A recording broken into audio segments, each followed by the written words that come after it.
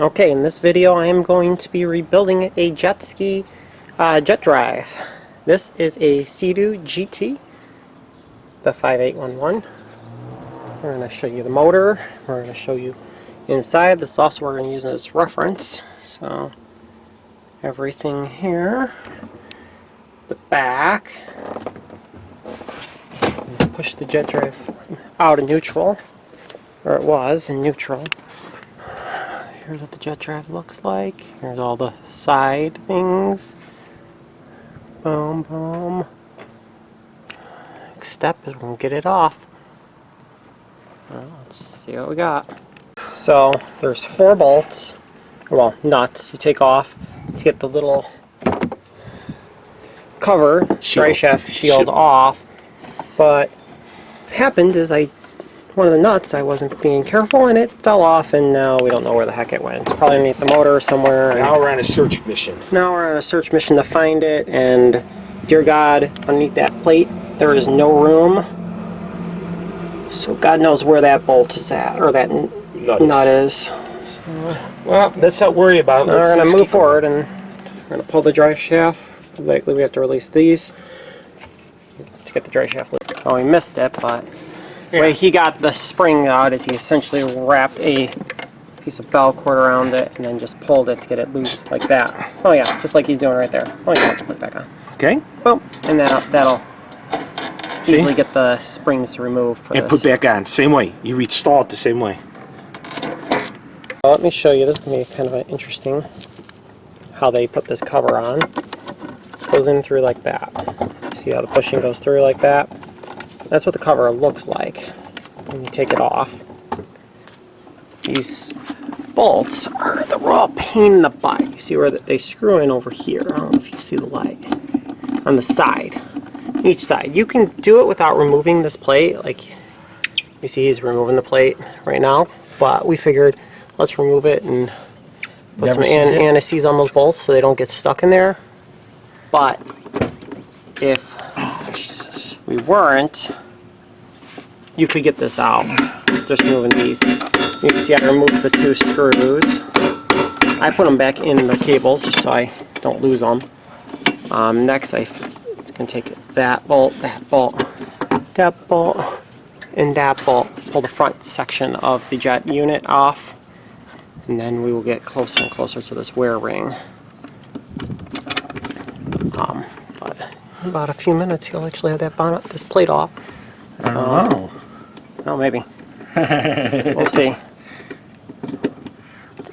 Bet you the one that's going to screw us is that last bolt. Always, I got them all loose. It's always the last one. I only got those 2 in that plate. I don't know if you got to take those out. You also got a bolt tray, but magnetic one, but it's not really sticking because it's marine grade. But yeah, here you are. Here's how we're doing a jet drive on a SeaDoo GT. I believe these were 7. These were 13s on the outside to get the outside of the jet drive where it turns. And this was a 17 on the outside. And this is a 3/16 to get the plug loose. The filler plug. We just quickly loosened them just so we know that they'll move when we get this. And now we're pulling the 4 bolts out. I got one left to try and get this jet drive out. You can see that's what my jet drive looks like. So here's a little bit of video of our custom puller. Pulling the pump out. As you can see, it's almost falling out. But see, those are moving with that. I'm trying to see. I think I need to disconnect the drive shaft. Oh, it's coming loose. So those are moving. So almost got. Oh, must have got it out.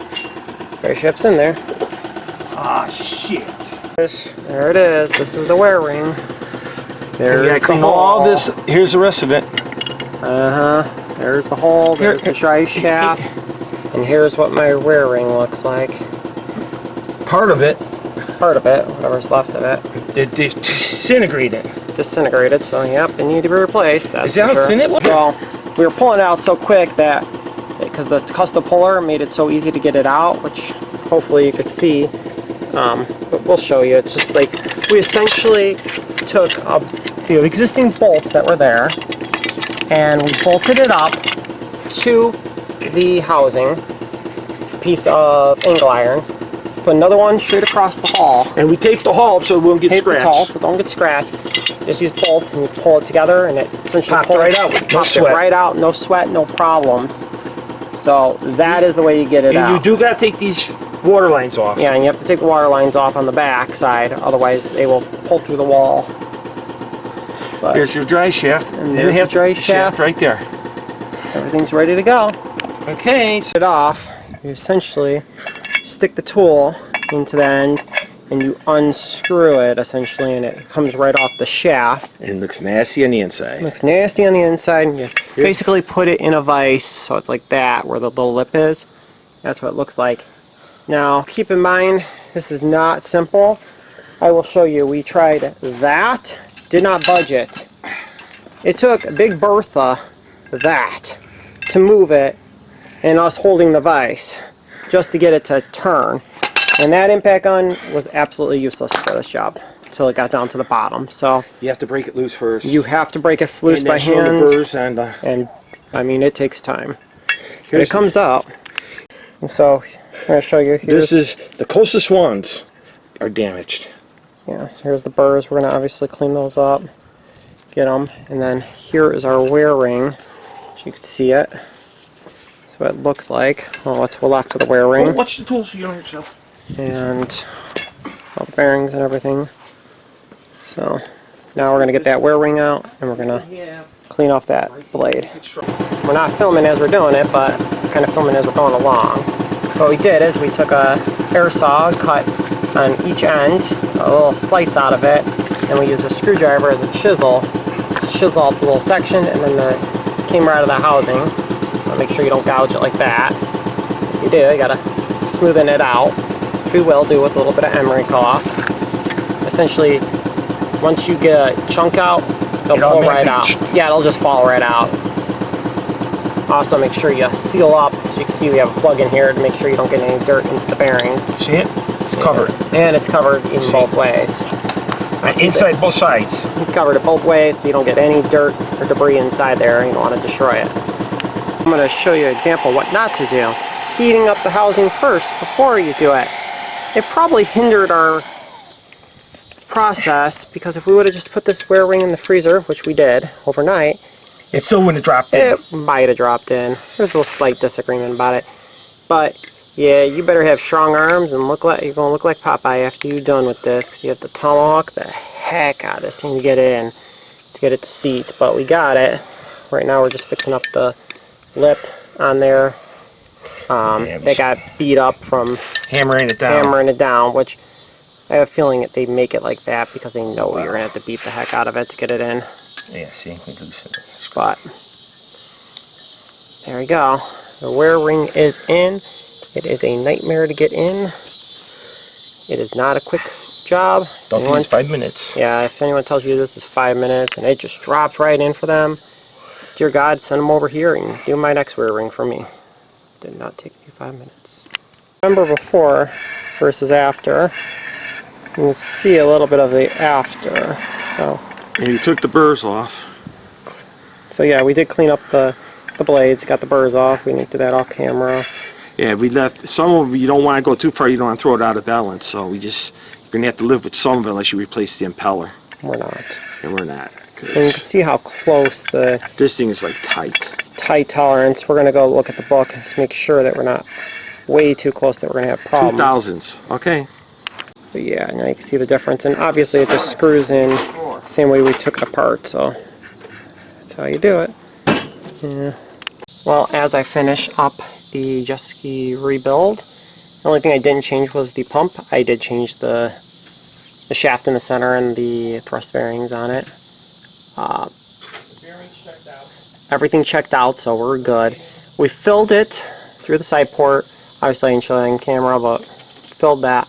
And then what I did is we siliconed it along the top where the ports go through the back of the boat to make sure that we don't have any leaks. And then obviously screwed it up there.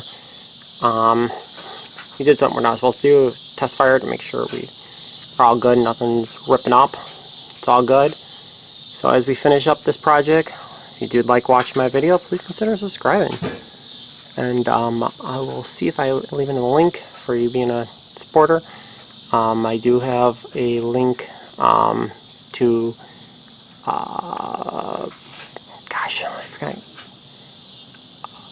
forgot, but there's a link if you want to get a free stock for signing up. Link a bank account, get it for free. My other videos I talked about it. I got signed up and I got $160 Apple stock.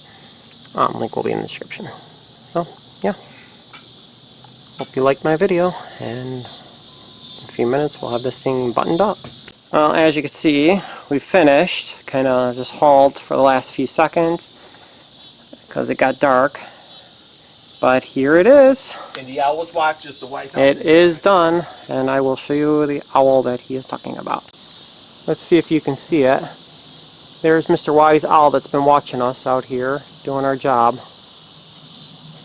He just keeps calling us a dummy.